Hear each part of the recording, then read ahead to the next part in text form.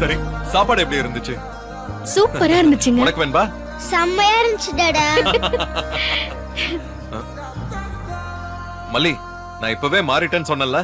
மொத மாச சம்பளம் மட்டும் கைக்கு வரட்டும், அப்புறம் நான் எப்படி மாறுறேன்னு பாரு. அப்படியே வேற விஜயா மாறிடுவேன். அப்போ நீ எப்படி மாறுறேன்னு நான் பார்க்கணும். என்னங்க அப்படி சொல்றீங்க? வாரம் லாக்ஸ் கணக்குல டர்ன் ஓவர் பண்ண நீங்க இப்ப 50,000க்கு இப்படி சொல்றீங்க.